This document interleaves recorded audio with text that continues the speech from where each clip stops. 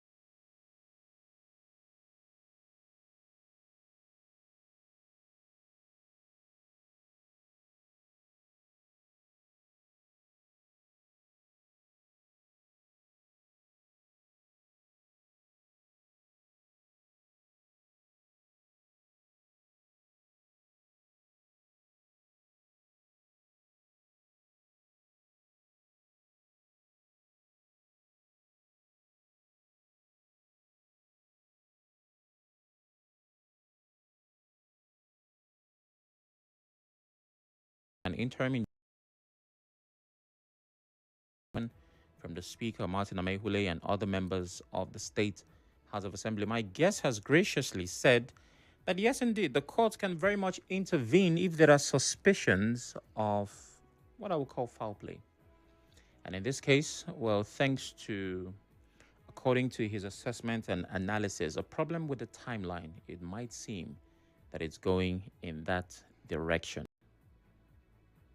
So what's the legal implication of this order restraining the chief judge from receiving or acting, even though the lawmakers claim that the judge already received? Yes. Like I earlier said in laying a foundation, we must all abide by the rule of law. And an order of court, there are plethora of authorities of the Supreme Court. An order of court, no matter how poorly made, I really don't want to use some certain words, no matter how stupid you think that order or was granted.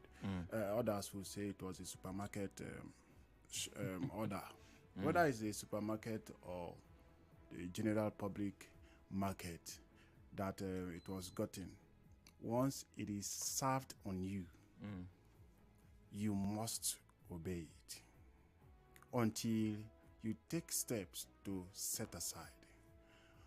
But if you ignore and act in impunity, then in the famous case of Ibrahim Umar and the APC, then you cannot benefit from your own stupidity. That is the decision of the Supreme Court. So yes, the order has been made, rightly or wrongly. A date has been fixed for the hearing of the motion. Now, you have a right to send in your legal representatives or representation, and they will take the appropriate step of taking the appropriate step of making that order set aside. But until that is done and the court grants that application, the order of court subsists. Now, we're talking about the chief judge receiving it. Yes, the order is talked about receiving it and taking steps to activate the provisions of section 118 subsection 1C or subsection 3. Now, yes, the office of the chief judge may have received it, but that law is binding. That is the same thing that happened in Ondo State few years ago, before the death of the former governor. Okay, yes, before the death of the former governor, when the House of Assembly tried impeaching the acting governor, and he went to court, and the chief judge said, "My hands are tied." Yes, this is a procedural provisions of law, but my hands are tied. The court has asked me not to act on it. That is the implication of that order. Okay, so let's open this up beyond politics. Well, the example I'm going to cite is still political, but beyond this case, what happens when there are conflicting court orders from different courts? Because we've seen that very well, especially in politics. The situation with PDP not too long ago, where one court validated a faction, the other one, I think the convention, not faction, one said it was valid, the other one said it was not. And the controversy now was which one should be obeyed. They also said federal high court and state high court. Of course, lawyers came in to say, well, none is higher than the other, but this and that. So when you have that, and keying into what you've said, that regardless of your sentiments towards an order of court, whether you like it or not, it is an order of court. So when two courts give different orders that conflict each other, what do we do? When two courts of coordinate jurisdiction, yes, indeed, gives the same order, then the principle of first in time will prevail. But on the other hand, it is also, as a lawyer, I will tell you the general principle, that the principle of first in time will prevail. But again, I will not also advise you. You know, I don't want to pretend I understand legal literature. First in time, as in the order that came first. Now, in the circumstance, let's discussing these particular impeachment proceedings. The order of 17th January 2026 seems to be the first in time, unless we have an order preceding that date. Again, English language, meaning the one that came first. Yes, the one that came first. Okay, first in time. Okay, just clearing that up. Okay. Now, but assuming there is also a conflicting order, coming up today or tomorrow or the next, that the House of Assembly can go ahead and do whatever. As a council, I will not advise my parties to refuse to obey the one existing.